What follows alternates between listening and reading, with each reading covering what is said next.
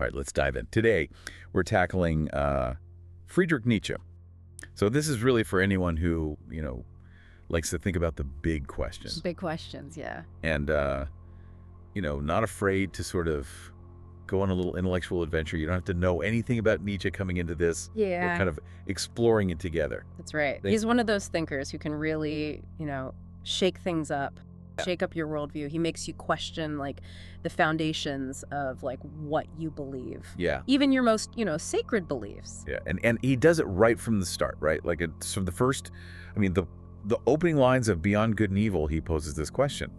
Supposing that truth is a woman, what then?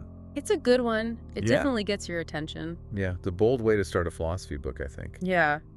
Well, what he's doing there is he's questioning this idea of, like, a pure will to truth that a lot of philosophers just kind of take for granted. Yeah. This objective truth. And he's suggesting that maybe our desire for truth, it might be driven by, like, deeper things. Yeah. Maybe unconscious motivations or prejudices. And those are things we kind of need to, like, uncover. So it's like, it's not just about finding the truth, but it's also understanding why are we seeking it? Yeah. And what kind of biases might be, like, affecting how we even see things. Exactly. That's pretty radical. Yeah, and he thinks you can't really understand a philosopher's ideas unless you understand the philosopher himself. Uh-huh. He even says that the moral or immoral purpose in a philosopher, it's like the vital germ that Yeah. the whole system grows out of. Wow. That makes me think about how, like, our own experiences and our own values shape how we see the world. I mean, have you ever noticed how, like, two people can look at the same thing Yeah. and just totally come away with, like, different conclusions? Absolutely. And Nietzsche would say that that difference, often it stems from, like, deeper moral beliefs that, maybe we haven't even thought about consciously. Yeah, yeah. That's really interesting. So that kind of leads us to, I think, another one of his, sort of big ideas, which is the will to power. Right? The will to power, yeah. Yeah. Which he sees as, like, this fundamental driving force Yeah. behind everything we do. Behind all human behavior. Yeah. Yeah. I've heard that term, but it's always seemed a little, I don't know, aggressive to me. Yeah. Like it's about, dominating other people or something like that. Yeah, it has that kind of, connotation. Like, that's a common misunderstanding. Right. But the will to power for Nietzsche, it's not just about brute force.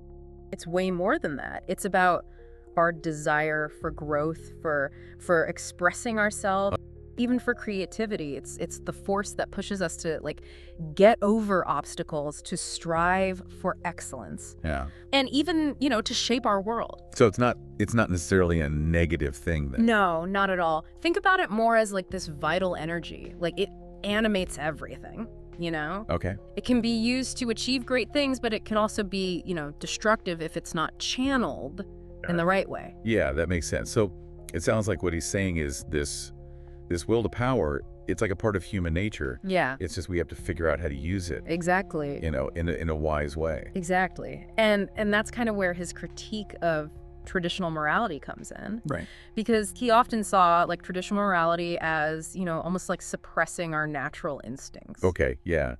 And so I guess that brings us to another one of his, really interesting ideas, which is the master and slave morality. Master and slave morality, yeah. Yeah. He argued that these are, like, two totally different ways of looking at the world and valuing things. So the master morality is all about strength, pride, independence. It values things like creativity, boldness, risk-taking. And then the slave morality would be? Well, the slave morality tends to value humility, Okay. compassion, obedience. Right. It often comes from a place of resentment, resentment toward the people in power. And it tries to level the playing field Right. by emphasizing the virtues of the weak. So it's not as simple as, like, one is good and one is bad. No, he's not making a, judgment call here. These two types of morality, they exist. Right. And they have different implications for how individuals and societies, like, actually function. He really wants us to understand the values Yeah. and the motivations that drive our moral beliefs. Yeah, that makes a lot of sense. I guess it's interesting to think about, like, where our own, moral compass falls on that spectrum. Right. You know, are we more kind of strength and independence? Yeah. Or more compassion and humility, or some kind of mix of the two? Right. And Nietzsche would probably say that just the fact that you're asking that question is a sign that you're willing to think for yourself. Right. And go beyond conventional thinking. Yeah. And he was all about pushing boundaries, wasn't he? I mean, he's famous for this idea of transvaluation of all values, which sounds pretty extreme. Yeah. What did he mean by that? Well, I mean, it might sound extreme, but what he's really saying is we need to question everything. Wow. We think we know about morality and like really reevaluate our values from scratch. He's saying that what we consider good could actually be harmful to us, you know? And what we think of as bad might actually be essential for our growth. Okay. Like he even critiques things like humility and pity. Right, which seem like good things. Right, exactly. He says that too much pity, it can weaken us and make us less self-reliant. Right. And too much humility can lead to, you know, like self-abasement and denying our own potential.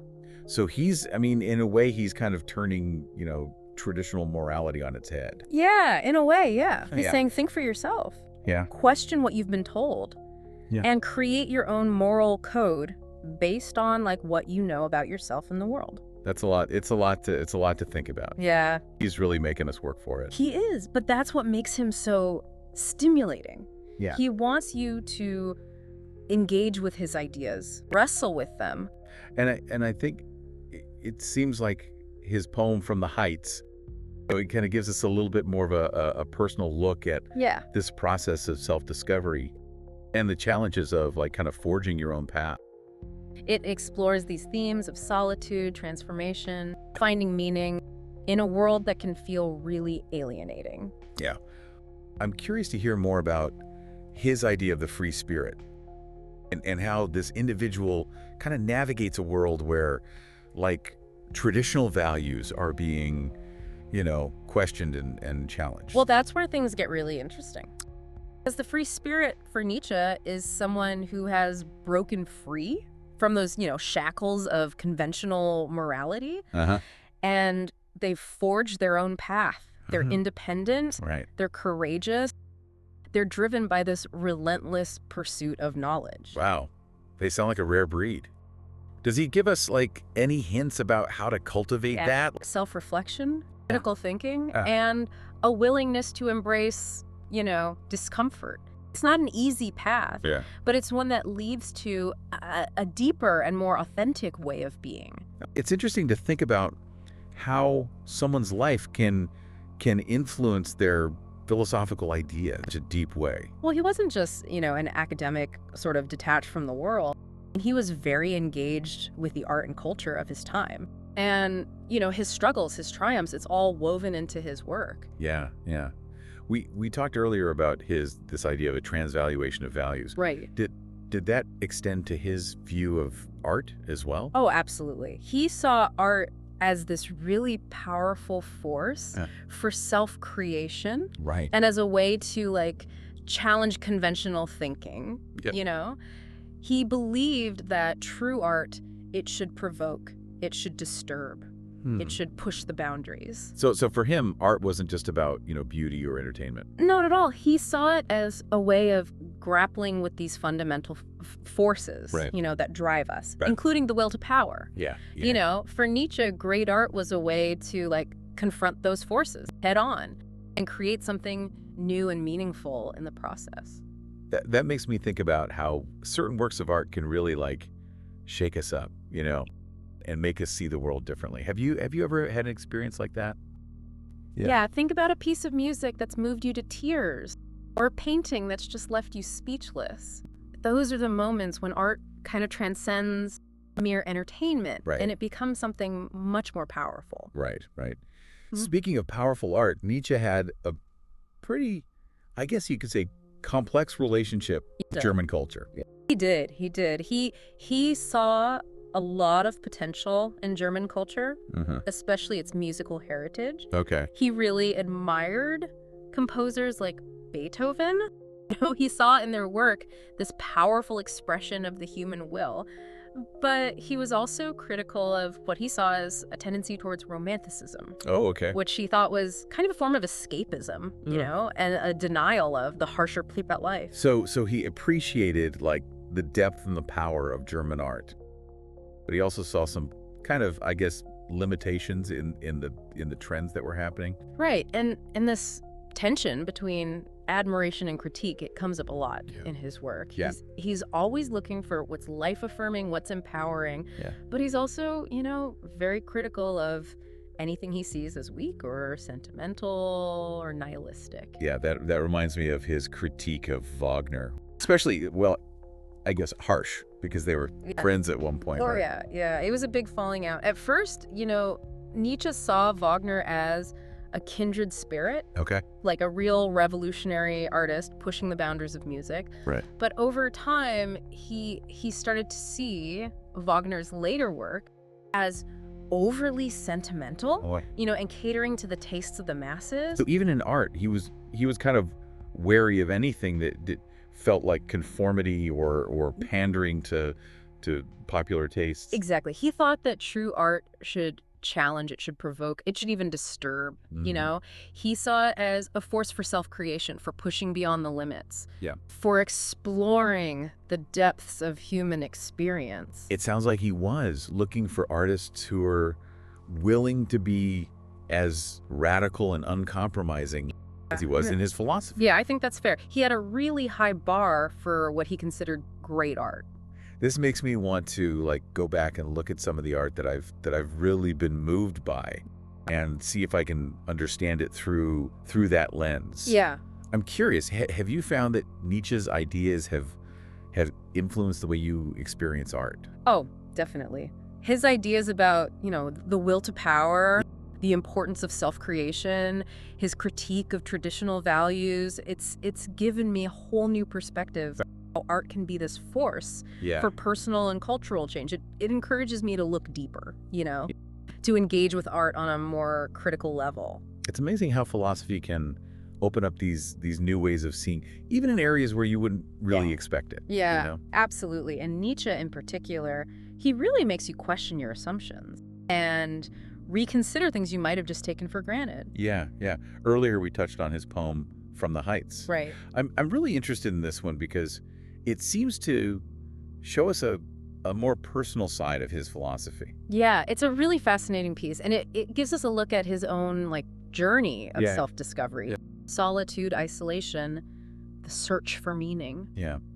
There's a line in it that really jumped out at me. I sought where, so the wind blow keenest, there I learned to dwell where no man dwells. It just kind of evokes this feeling of seeking out the most difficult places, even lonely places, to find some truth or meaning. Yeah, that's a great observation. The poem, it really captures this idea of seeking solitude, even embracing discomfort as a way to discover yourself. He's almost saying that, you know, to really grow, you have to step outside of your comfort zone. Right. You have to face those hard realities of life. Right. And find your own way in a world that can feel pretty lonely. And the poem also touches on the importance of companionship. Okay. Even for, you know, people who choose a solitary path, he longs for connection. He wants, you know, other people who understand him, who share his journey. So even the free spirit needs those connections. Exactly. It shows how much we need to connect with other people, even as we try to be individuals and independent. Yeah. He even talks about feeling like a stranger to himself sometimes. Am I another? Strange am I to me, yet from me sprung. Yeah.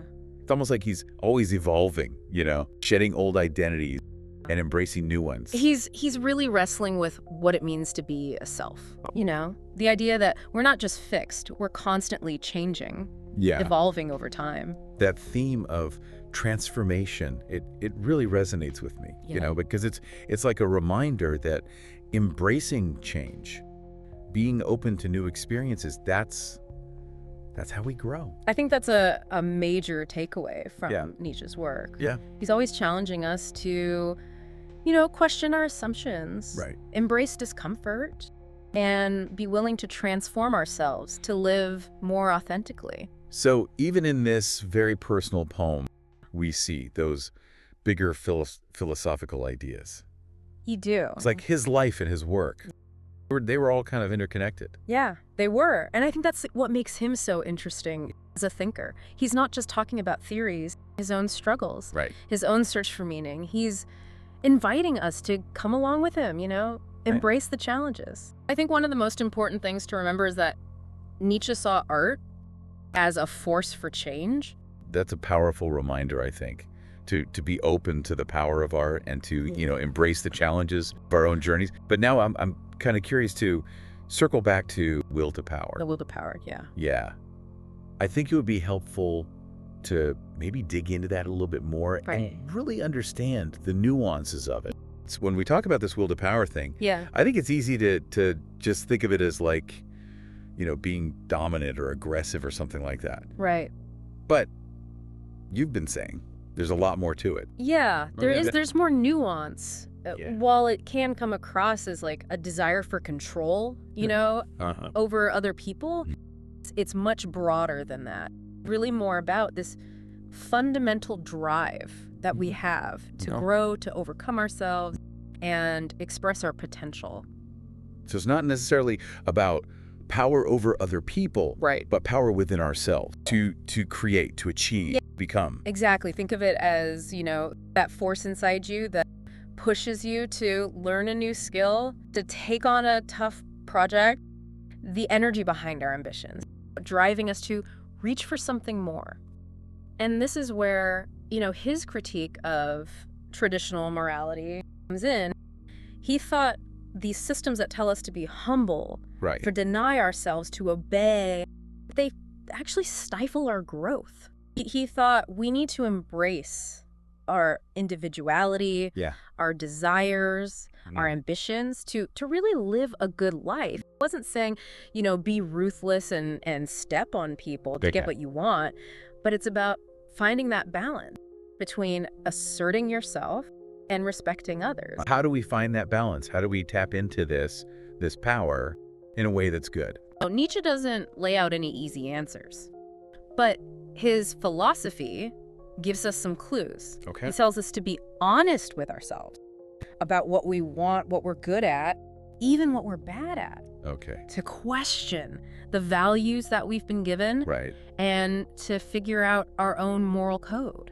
That self-reflection piece, that seems really important. It is. It's like we have to understand ourselves, our motivations, before we use that power in the right way. Exactly. He really emphasized self-knowledge, understanding our desires, our fears, parts of ourselves we don't like. He saw that as essential for living a meaningful life. It's the foundation for growth. It's like that old saying, know thyself. He's taking that ancient idea and applying it to our, modern world, and it's still relevant. There's so much pressure to be a certain way, to live up to certain expectations. It's easy to forget who we are and what matters to us. So it's not just about ambition then. It's about making sure that our actions are aligned with our values. Yeah, that's a great way to put it. It's about becoming the best versions of ourselves. Yeah. I think the most important thing is that Nietzsche's philosophy, as challenging as it can be, it's really about empowering us. He wants us to question everything, to be ourselves, and to use our will to power to create a life that's true to us. It's definitely been a mind-bending exploration. His ideas don't give us easy answers, but they do make us think about some really interesting questions and who we are. Yeah. Well, to our listeners, keep exploring these ideas on your own. You might find that they give you a really valuable perspective on life and what it all means. He's definitely a thinker that stays with you. Yeah, that's for sure.